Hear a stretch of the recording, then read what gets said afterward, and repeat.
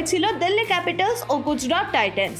এই দিন দিল্লির 224 রানের জবাবে 220 রান করে থেমে যায় গুজরাটের রথ। গুজরাটের হয়ে 65 রান করেন সাই সুদর্শন। অন্যদিকে 55 রান করেন ডেভিড মিলার এবং বৃদ্ধিমান করেন 39 রান। অন্যদিকে দিল্লির হয়ে 3টি উইকেট নেয় রশিক সালাম, 2টি উইকেট নেয় কুলদীপ যাদব। এদিন অসামান্য ইনিংস খেলেন ঋষভ পান্ত। তার ব্যাট থেকে আসে 43 বলে 88 রান, 5টি বাউন্ডারি ও 6টি ওভার বাউন্ডারি হাঁকান ঋষভ পান্ত। পাশাপাশি অক্ষর প্যাটেল 43 বলে 64 রান করেন।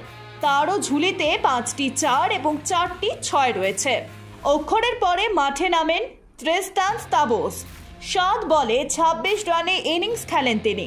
এদিন গুজরাটের হয়ে একমাত্র সন্দীপ ওয়ারিও 3টি উইকেট নেন। বৃহস্পতিবার ফের একবার হায়দ্রাবাদের মুখোমুখি হবে বেঙ্গালুরু।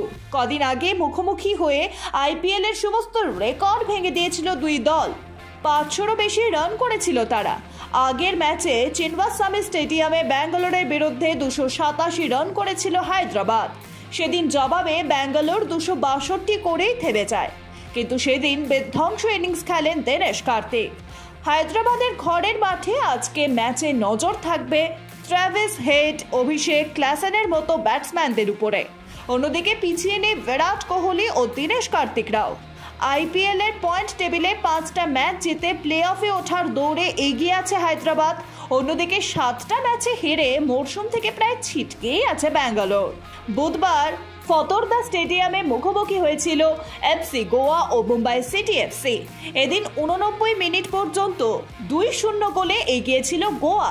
এরপর মুম্বাইয়ের হয়ে জোড়া গোল করে লাল নিয়াঞ্জুয়ালা ছাংতে এবং 3 নম্বর গোলটি করেন বিক্রম প্রতাপ সিং। এদিন 16 মিনিটে গোয়ার হয়ে প্রথম গোলটি করে বরিস সিং। 56 মিনিটের মাথায় দ্বিতীয় গোলটি করে ব্রেন্ডন ফার্নান্ডেস। এরপর মাত্র 1 মিনিটের মধ্যে 2টি গোল করে বসেন ছাংতে এবং বিক্রম। জোড়া গোলের 6 মিনিটের মাথায় দ্বিতীয় গোলটি আসে ছাংতের পা থেকে। সোমবার 2 পর্বে ফের মুখোমুখি হবে মুম্বাই এবং গোয়া। সর্বভারতীয় ফুটবল ফেডারেশনের অনূর্ধ্ব 15 ছেলেদের বিভাগে মহামেদানকে হারালেন মোহনবাগান। এদিন 2-1 গোলে মহামেদানকে হারায় তারা। মোহনবাগানের হয়ে গোল করেন অনিকেত বিশ্বাস ও শগুন মুর্মু। বহুদিন পরে ভারতীয় দলের কোচ হলেন কোনো বাঙালি প্রাক্তন ফুটবলার। জাতীয় অনূর্ধ্ব 19 দলের কোচ নিযুক্ত হলেন রঞ্জন চৌধুরী। পাশাপাশি গোলরক্ষক কোচ হলেন সন্দীপ নন্দী। রঞ্জন চৌধুরী ইস্টবেঙ্গলের সুভাষ ভৌমিকের সহকারী ছিলেন। পরবর্তীকালে ভবানীপুরের দলের কোচ ছিলেন তিনি। বাংলার সন্তোষ ট্রফি দলের কোচের ভূমিকাও পালন করেছেন রঞ্জন। পাশাপাশি সন্দীপও আইএসএল এ কোচিং করিয়েছেন দীর্ঘদিন ধরে। আই লিগ চ্যাম্পিয়ন হওয়ার পরই আইএসএল এর জন্য চিন্তা ভাবনা শুরু করে দিয়েছে মহামেদান।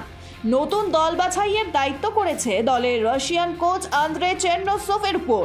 এরই মধ্যেই 3 বিদেশিকে ছেটে দিল তারা। আই লিগের সেরা মিডফিল্ডার এডি হার্নান্ডেজকে ছেড়ে দিল মহামেদান। কজলকেও রাখছে না মহামেদান।